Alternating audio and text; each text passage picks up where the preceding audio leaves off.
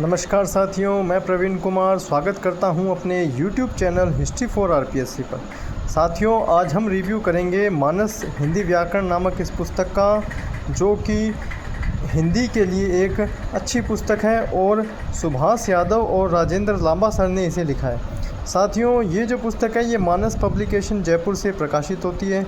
इसी के साथ आप देख सकते हैं कि ये RAS, RJS, SI, JLO, motor vehicle SI और आगे भी बहुत सारे एग्ज़ाम जैसे junior accountant, assistant professor, jailer, LDC, stenographer, कृषि एवं महिला पर्यवेक्षक, ग्राम सेवक, शिक्षक, first grade, second grade, third grade, BEd, BSTC, CTET और सभी प्रतियोगी परीक्षाओं के लिए उपयोगी है।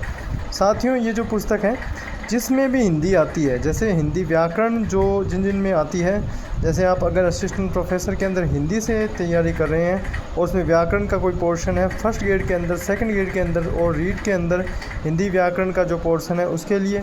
इसके अलावा जैसे एसआई के लिए आजकल हिंदी बहुत ही महत्वपूर्ण हो गई है। इससे पहले हमने एक दो पुस्तकों का हिंदी का व्याकरण की जो पुस्तकें हैं उनका रिव्यू किया है, आप उन्हें देख सकते हैं। इसके अलावा ये जो पुस्तक है इसके अंदर क्या नया है और क्या कुछ इसके अंदर संकलित किया गया है, इसके बारे में आज हम चर्चा करेंगे। साथियों, आप हमारे चैनल पर नए हैं तो आप हमारे चैनल को सब्सक्राइब कर दीजिए, इससे हमें प्रोत्साहन भी मिलता है और हम नए जो रिव्यू करते हैं वो आपको जल्दी से उपलब्ध हो जाते हैं।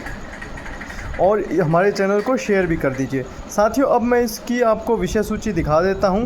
इसकी विषय सूची में आप देखें तो हिंदी भाषा सामान्य जानकारी, ये जो 1 नंबर चैप्टर है। इसके बाद वर्ण विचार, यह आप सभी को पता है बेसिक है, यहाँ से हिंदी शुरू होती है। फिर शब्द विचार, उत्पत्ति के आधार पर तत्सम, तद्भव, देशज, विदेशी, संकर शब्द, रचना के आधार पर रूढ़, यौगिक और योगारूढ़। फिर रूप परिवर्तन के आधार पर, अर्थ के आधार पर तत्सम, अर्ध तत्सम रूपांतरण, तत्सम, तद्भव रूपांतरण।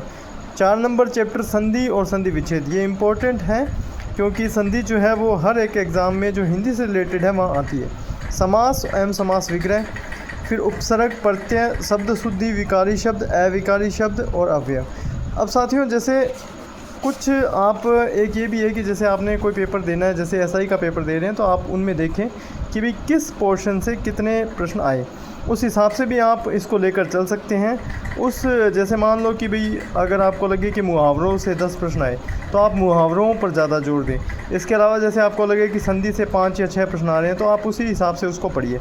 आगे आप देखिए कि लिंग, वचन, कारक, काल, पक्ष और वृत्ति, वाच्य, समश्रुत, समोच्चारित, भिन्नात्मक शब्द, फिर पर्यायवाची शब्द, विलोम शब्द, वाक्यांश के लिए एक सार्थक शब्द, अनेकार्थक शब्द, समानार्थक प्रतीक होने वाले भिन्नार्थक शब्द, फिर वाक्य विचार, वाक्य की परिभाषा, वाक्य के अंग, वाक्य के प्रकार और वाक्य विश्लेषण, फिर विराम चिन्ह, वाक्य शुद्धि, मुहावरे और लोकोक्तियाँ, कार्यालय, समाचार पत्र, प्रारूप लेखन।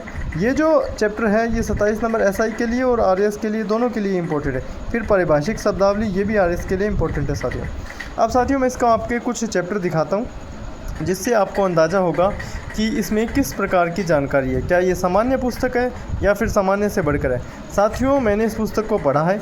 ये जो पुस्तक है साथियों ये सामान्य से बढ़कर है। आपको जैसे बहुत सारी चीज़ें किसी अन्य पुस्तकों में नहीं मिलेगी, कुछ पुस्तकें छोटी होती हैं उसके हिसाब से आप देख सकते हैं, पर ये जो पुस्तक है ये काफ़ी डीप पुस्तक है साथियों। और आप जैसे देखें कि इसके अंदर काफ़ी डीपली लिखा हुआ है। अब आप इसमें देखें कि संस्कृत, पाली, प्राकृत, अपभ्रंश हिंदी है। इसके बाद में देखें तो 14 सितंबर हिंदी दिवस, 14 सितंबर 1949 को भारतीय संविधान सभा में काफ़ी विचार विमर्श के बाद संघ की राजभाषा के रूप में हिंदी एवं लिपि देवनागरी को मान्यता दी। अब आप देखें कि ये प्रश्न हमेशा बनता है कि शासन में कानून बनाने, आदेश निकालने और अध्यादेश जारी करने के लिए जिस भाषा की सहायता ली जाएगी उसे राजभाषा कहते हैं। 1955 में राष्ट्रपति ने बाल गंगाधर खरे की अध्यक्षता में राजभाषा आयोग का गठन किया गया। राजभाषा अधिनियम 1963 में पारित किया गया और 1967 में संशोधित हुआ।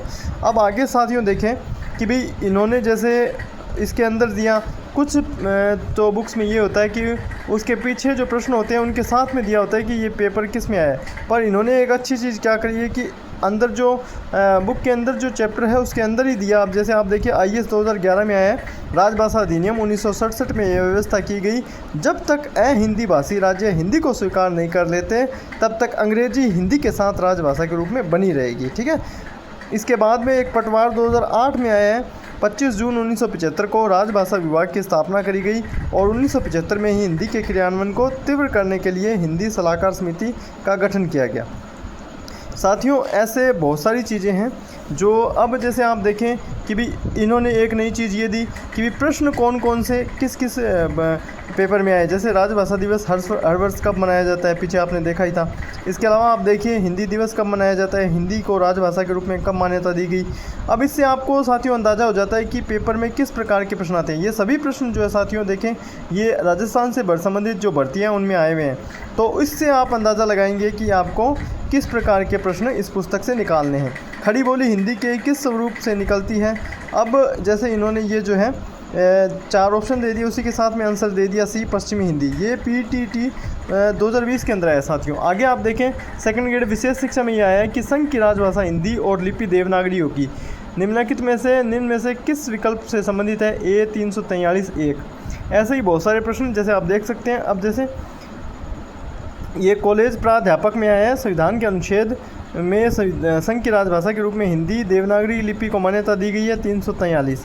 तो साथियों ये वाली पुस्तक है वो शानदार है। फिर इसके बाद में अब जैसे देखें ये व्याकरण की सामान्य जानकारी, इस टाइप से भी कुछ चीज़ें दी गई है। आगे आप देखें ये वर्ण विचार वाला जो चैप्टर है इसे आप देखें। गलतियाँ साथियों इसमें न के बराबर है, गलतियाँ बहुत कम हैं। मैंने इसे पढ़ा है और इसके बाद में ही आपके सामने मैं इसका रिव्यू लेकर आया हूँ।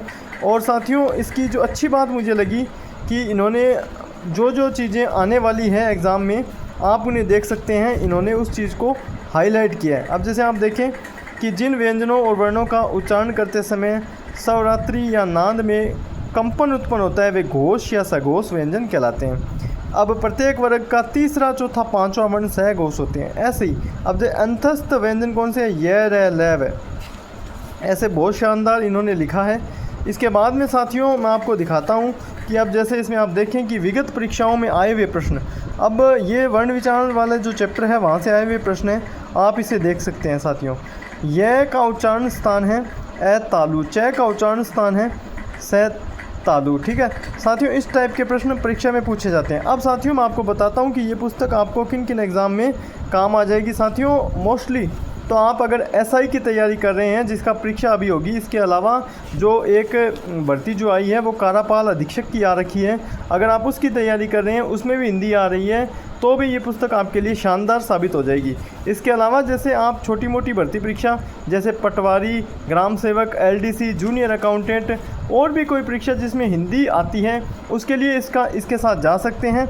और इसके अलावा साथियों इसके अंदर जैसे आप रीट के लिए अगर व्याकरण आपके साथ आती है और जैसे सेकंड ग्रेड और फर्स्ट ग्रेड के अंदर अगर व्याकरण आती है तो साथियों आप इस पुस्तक के साथ निसंदेह जा सकते हैं। और अगर असिस्टेंट प्रोफेसर की व्याकरण के लिए आप इसे पढ़ना चाहते हैं तो भी साथियों आप इसके साथ जा सकते हैं। साथियों पुस्तक आपको धोखा नहीं देगी, पुस्तक बहुत शानदार है, कोटेशंस भी बहुत सारी हैं और बहुत सारी अच्छी नई चीज़ें भी इसके अंदर हैं। आप देख सकते हैं हर चीज़ को इन्होंने, अब जैसे आप इसमें देखें तत्सम तद्भव, इधर तत्सम दिए इधर तद्भव, और इन्होंने हाईलाइट भी किए हैं जो इम्पोर्टेंट है उसको उस हिसाब से। और इन्होंने एक अच्छी चीज़ ये कर दी कि इसके अंदर प्रश्न डाल दिए जिससे कि आपको मोटा अंदाज़ा हो जाता है कि किस प्रकार के प्रश्न परीक्षा में बनते हैं साथियों। और साथियों ये जो पुस्तक है आपको लगभग 250 से 300 रुपये के बीच में मार्केट में मिल जाएगी। साथियों ये पुस्तक आपको ऑनलाइन मिल जाएगी, फ्लिपकार्ट और अमेजन से आप ऑनलाइन ऑर्डर कर सकते हैं, या फिर आप जिस सिटी में रहते हैं उस सिटी में ये आपको पुस्तक उपलब्ध हो जाएगी। धन्यवाद साथियों, आप हमारे YouTube चैनल पर बने रहिए और हमारे YouTube चैनल को सब्सक्राइब और शेयर कीजिए। शुक्रिया।